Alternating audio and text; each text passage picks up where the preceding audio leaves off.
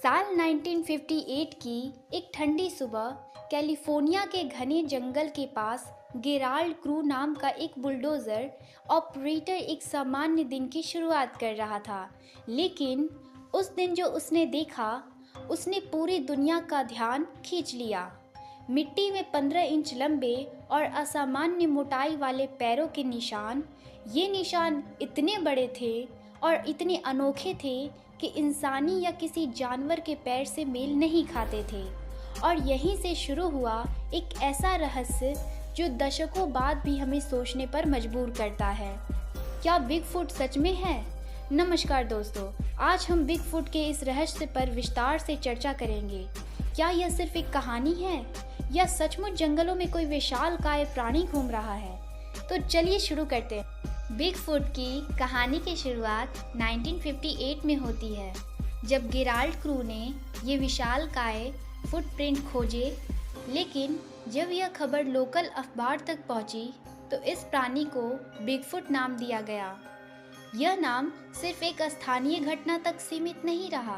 धीरे धीरे यह कहानी पूरे अमेरिका में फैल गई और आज यह नॉर्थ अमेरिका की सबसे बड़ी मिस्ट्री बन चुकी है। लेकिन क्या आप जानते हैं कि बिगफुट की कहानियाँ सिर्फ अमेरिका तक सीमित नहीं है? एशिया में इसे यति कहा जाता है, ऑस्ट्रेलिया में इसे यवी के नाम से जाना जाता है और इंडोनेशिया के जंगलों में यूगोगो नाम से मशहूर है।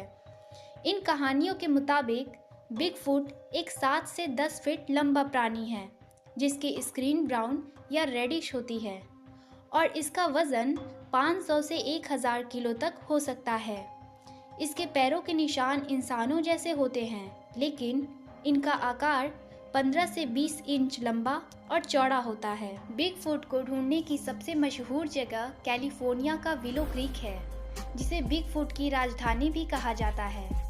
1950 के दशक में यहाँ पहली बार बिगफुट के होने के सबूत सामने आए थे।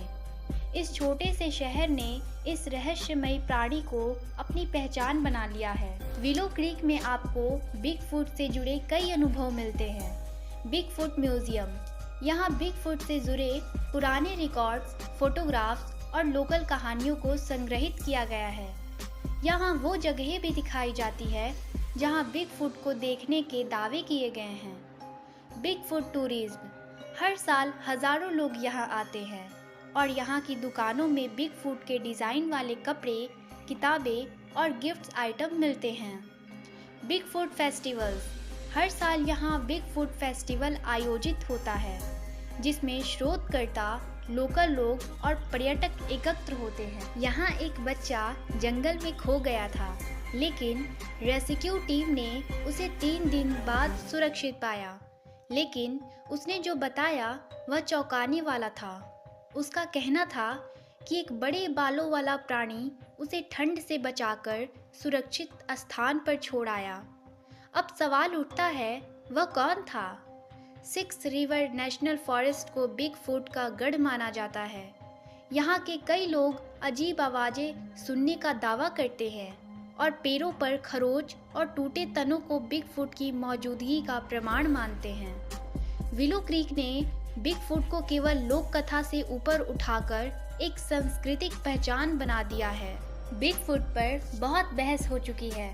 वैज्ञानिक इसे अफवाह मानते हैं, जबकि लोकल लोग इसे सच मानते हैं। डॉक्टर जेफरी मिल्ड्रम, जो एंथ्रोपोलॉजी और एनाटॉमी के प्रोफेसर हैं, उन्होंने बिगफुट के पैरों के निशानों को अध्ययन किया। उन्होंने पाया कि इनमें कुछ विशेषताएं हैं जो साधारण नकली निशानों से मेल नहीं खाती। उनका कहना है कि ये निशान किसी प्राणी के हो सकते हैं जो इंसानों जैसा चलता है, लेकिन आकार में इंसान से बहुत बड़ा है।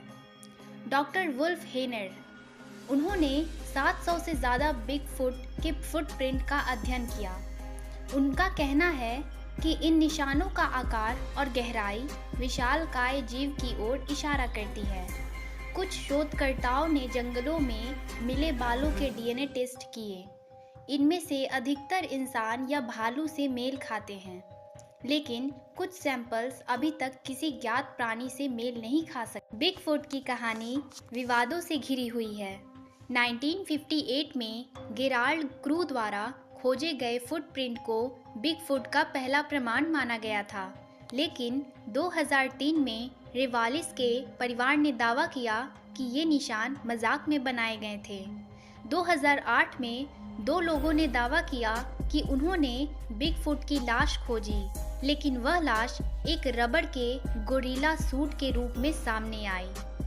वैज्ञानिक बिगफुट की मौजूदगी को साबित नहीं कर पाए हैं, लेकिन लाखों लोग इसे सच्चा मानते हैं। कुछ वैज्ञानिक मानते हैं कि बिगफुट की कहानियाँ हमारे पूर्वजों के डर और कल्पनाओं का परिणाम है।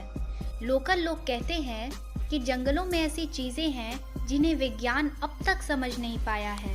बिगफुट के कई सबूत मिले जो इसे सिर्फ मिथिक नहीं बल्कि एक सच्चाई साबित करने की कोशिश करते हैं। बिगफुट के पैरों के निशान सबसे महत्वपूर्ण सबूत माने जाते हैं। ये निशान 15 से 20 इंच लंबे और 8 इंच चौड़े होते हैं।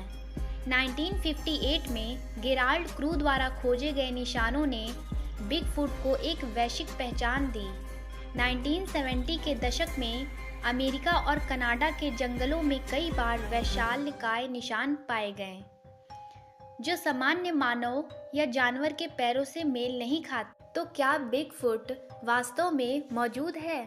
एक ओर वैज्ञानिक सबूतों की कमी इसे एक कल्पना साबित करती है, दूसरी ओर लोकल कहानियाँ, डीएनए सैंपल और रहस्यमय घटनाएं इसे सच साबित करती है। कई लोग मानते हैं कि बिगफुट सिर्फ एक पौराणिक कहानी है जिसे पर्यटन और पैसा कमाने के लिए बढ़ावा दिया गया है। वहीं कुछ लोग इसे जंगलों में छुपे एक असली प्राणी के रूप में देखते हैं। यह वीडियो बिगफुट के सबसे बड़े सबूतों में से एक है। इस फिल्म में एक बड़ा बालों वाला प्राणी जंगल में चलते हुए दिखता है। कुछ आलोचक इसे नकली मानते हैं, लेकिन कई विशेषज्ञ कहते हैं कि उस समय इस तरह का नकली सूट बनाना संभव नहीं था। विशेषज्ञ इसे प्राणी के चलने की गति और शरीर की बनावट को ध्यान में रखते हुए इसे असली मानते हैं। जंगलों में कई बार अजीब और रहस्यमयी आवाज़ें सुनी गई है। ये आवाज़ें गहरी और इंसानी चीख जैसी होती है। बिगफुट के बालों के सैंपल भी मिले हैं, जिनमें से कुछ भी किसी ज्ञात प्राणी से मेल नहीं खाते। इन सबूतों को लेकर विवाद है, क्योंकि आलोचकों का कहना है कि ये निशान और वीडियो नकली हो सकते हैं, जबकि बिगफुट के समर्थक मानते हैं कि यह प्राणी सच में मौजूद है। तो दोस्तों, बिगफुट की यह कहानी हमें यह सिखाती है कि इंसान का दिमाग हमेशा रहस्यों की ओर खींचता है, लेकिन इस कहानी का सच क्या है, यह आज भी एक सवाल बना हुआ है। आपको क्या लगता है? क्या बिगफुट सच में है या यह सिर्फ एक कल्पना है? अपनी राय नीचे कमेंट सेक्शन में ज़रूर बताएं। अगर आपको यह वीडियो पसंद आया हो तो इसे लाइक करें, शेयर करें और चैनल को सब्सक्राइब करना ना भूलें। जय हिंद।